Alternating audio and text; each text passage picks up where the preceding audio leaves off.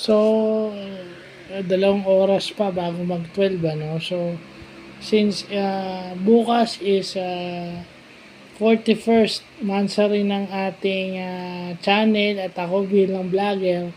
So, 3 years and 5 months o 41 months na akong vlogger. No? So, sana magtuloy-tuloy, no, kahit pansariling content ko. Etong channel ko ay hindi para kumita.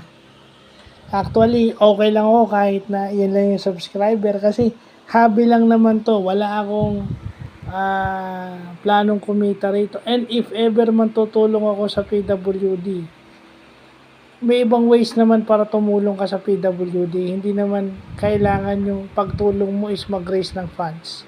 Ang pinaka-importante is, isa sa pinaka-importante dahil hindi naman lahat mayaman at hindi lahat na kayang mangolekta ng pera, is awareness. Through the vlogs I do, sana makatulong to sa PWD. At makatulong din to sa atin to gain awareness and gain knowledge about certain disabilities at kung paano na-evaluate yung mga disabilities na yun. Kagaya kanina, yung mga services ng hearing aid center para malaman kung meron kang hearing loss, mahina na yung pandinig mo, ayun. Nag-vlog ako kanina 4. So hopefully hanggang dun lang. Hindi necessarily na pag hindi ka nag-raise ng pera or yung kikitain mo sa vlog is, which is malaking pera yung kikitain mo sa vlog, igagamitin mo para mag-raise ng funds for PWDs. Ako hindi. My advocacy is to create awareness through the vlogs I do. At hindi lang sa mga PWDs yan, sa lahat ng tao na susubaybay sa akin.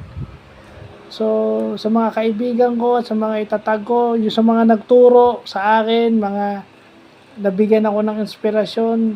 Kasi yung inspirasyon ko sa vlog is nagsimula sa FB Live. And then, meron akong isang batchmate at dating katrabaho na nagbablog din sa YouTube. At ngayon, sikat na rin siya dahil sa kanyang FB Reels. Pero yung ginagawa niya is ginagawa niya ng Reels, yung ginagawa niya, yung mga activities niya. At yung iba doon, hobbies niya. So, doon nag-start. Sabi ko, ba't hindi ko gayahin? So, nung nabigyan ako ng cellphone, nagawa ko.